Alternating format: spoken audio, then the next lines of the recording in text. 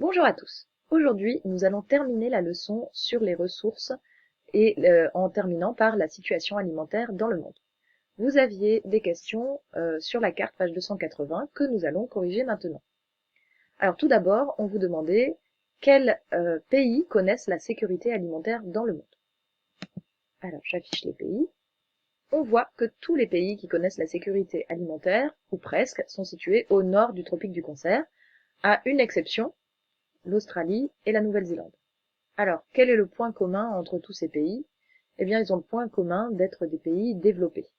Dans les pays développés, le problème de la famine, de la disette, c'est-à-dire les petites famines, a complètement disparu. Alors, ça n'a pas toujours été le cas. En effet, dans le passé, l'insécurité alimentaire était un problème récurrent en Europe.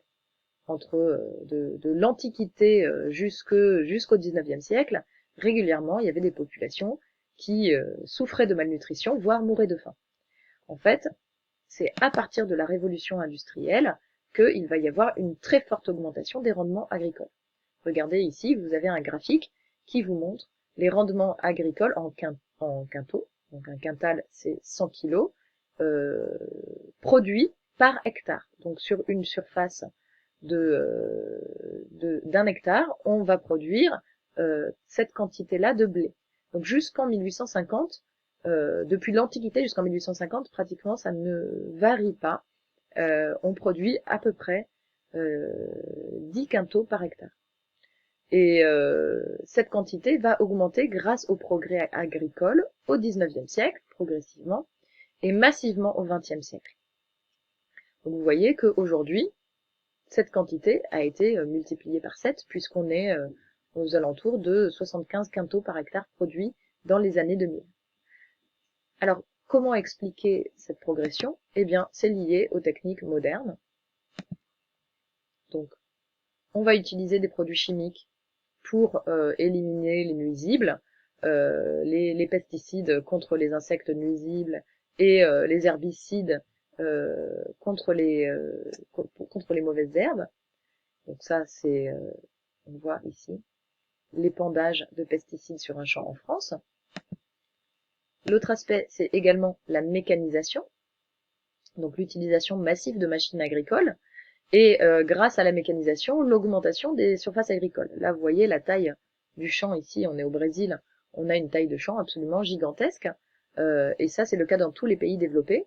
On voit que aujourd'hui, la taille des exploitations agricoles a énormément augmenté. Le nombre d'agriculteurs diminue, c'est-à-dire il y a très peu d'agriculteurs pour chaque exploitation agricole, alors qu'avant on travaillait à la main. Et maintenant, donc, c'est un agriculteur peut s'occuper d'une surface immense grâce aux machines. Alors l'inconvénient, donc, c'est évidemment la pollution, mais ça a permis, l'avantage, c'est la sécurité alimentaire dans les pays développés. Voyons à présent les pays qui connaissent des problèmes d'insécurité alimentaire. Alors, tous ceux qui connaissent la situation alimentaire la plus grave, la sous-alimentation, est le plus répandu en Afrique. On voit plus d'un tiers de la population qui connaît une situation de sous-alimentation. Presque tous sont situés en Afrique, avec une exception, ici en Asie, c'est la Corée du Nord. Si on affiche ceux qui connaissent entre un cinquième et un tiers de la population sous-alimentée, on a encore énormément de pays en Afrique, et il faut y ajouter quelques-uns en Asie. Et enfin, quand on a entre 5% et 20% de la population sous-alimentée, on retrouve tous les pays d'Amérique latine, tous les pays d'Afrique et presque tous les pays d'Asie. Donc on a une situation de sous-alimentation dans tous les pays qui sont en voie de développement. Vous voyez, même dans des pays qui aujourd'hui sont des pays riches, comme la Chine ou l'Inde, qui ont des PIB qui sont très élevés, eh bien la richesse est inégalement répartie, et dans tous ces pays-là, les populations pauvres, et en particulier les populations rurales, celles qui vivent à la campagne, peuvent connaître des situations de sous-alimentation. Alors, les grandes famines, aujourd'hui, tendent à se raréfier. Et les pays qui connaissent la famine, par contre, c'est pas tant lié à des problèmes agricoles que liées souvent à des situations politiques. C'est-à-dire que c'est la guerre qui va chasser les paysans de leurs terres et qui va les faire du coup devenir des réfugiés complètement dépendants de l'aide internationale. C'est ça avant tout qui explique aujourd'hui les famines. Les famines liées aux techniques agricoles et aux aléas climatiques tendent à se raréfier aujourd'hui. C'est de plus en plus rare. Alors, on vous demandait ensuite quels problèmes touchaient à la fois des pays développés et des pays en voie de développement, parce qu'ils disent ici que c'est les pays développés, mais en fait, quand on regarde la carte, on voit que des pays en voie de développement sont également touchés. Alors, c'est bien sûr l'obésité. Donc l'obésité, vous voyez, plus de 20%, un cinquième de la population en Amérique du Nord, mais également en Amérique centrale, au Mexique, et en Amérique du Sud, vous voyez, on retrouve plusieurs pays, le Chili, l'Argentine, en Afrique, l'Afrique du Sud, l'Égypte, les Émirats arabes unis, on retrouve l'Océanie et certains pays d'Europe, mais pas tous, l'Espagne, le Royaume-Uni, l'Irlande, l'Allemagne, la Pologne sont les pays qui connaissent l'obésité. Alors comment expliquer ce problème d'obésité? Eh bien, il faut pour ça se référer au changement de consommation alimentaire. On avait vu, quand on avait vu cette famille allemande, qu'elle consommait énormément de produits issus de l'industrie agroalimentaire. Cette industrie agroalimentaire, donc c'est des produits en supermarché qui sont trop gras, trop sucrés, trop salés, et c'est aussi le développement de chaînes de restaurants où on va inciter à la surconsommation. Vous voyez, hein, c'est toujours les menus où on propose les menus XL et les menus avec des quantités de frites qui sont absolument pas nutritionnellement recommandées, les boissons sucrées, donc tous ces produits-là qui sont très très peu chers à produire sont incités, on incite les gens à les consommer en masse, et le résultat, c'est le développement de l'obésité, avec des gros problèmes pour la société, parce que ça va poser des problèmes de santé, des gens qui vont être en difficulté dans leur activité quotidienne, et ça va aussi avoir un coût pour la société, parce que c'est des gens qui vont avoir de nombreux problèmes de santé, et donc un coût pour les traiter aussi important. Donc voilà pour la question des ressources. Nous avons maintenant terminé ce chapitre. Il nous reste à faire la conclusion que nous allons lire ensemble.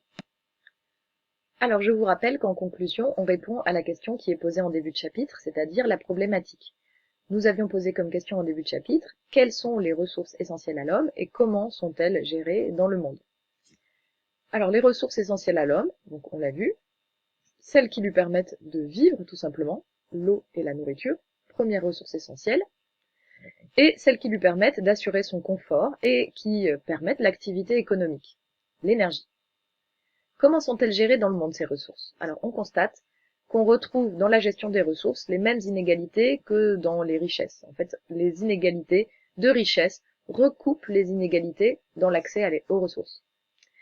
On commence par l'énergie. Les sources d'énergie, elles peuvent être soit fossiles, je vous invite à relire la définition, les énergies fossiles, ce sont celles qui reposent sur des ressources qui sont en quantité, dont les réserves sont en quantité limitée sur la planète. Les énergies fossiles sont polluantes, et c'est l'immense majorité de l'énergie produite qui vient de l'énergie fossile. Elles peuvent aussi être renouvelables, c'est des énergies plus durables, moins polluantes, mais qui sont très peu développées pour l'instant. C'est un défi de les développer pour réduire notre pollution.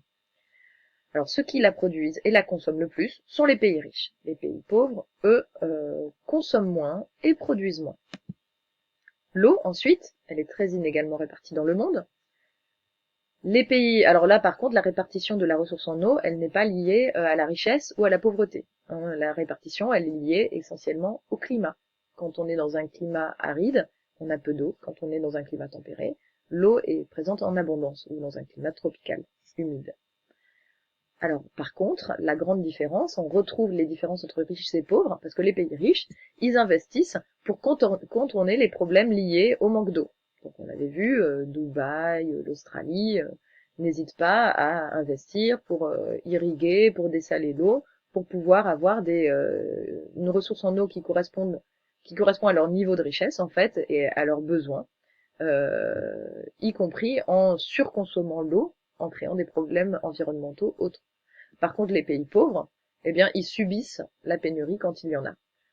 Ils n'ont pas les moyens des investissements des pays riches, et donc quand c'est un pays pauvre qui est touché par la sécheresse, eh bien c'est tout simplement la population qui en subit les conséquences. L'accès à la nourriture est également inégal. Les pays riches connaissent une situation de sécurité alimentaire, alors que la sous-alimentation perdure dans les pays pauvres. J'espère que cette leçon est claire pour vous. On se retrouve bientôt avec un travail à faire pour synthétiser tout ça. Et je vous souhaite en attendant d'excellentes vacances. Au revoir.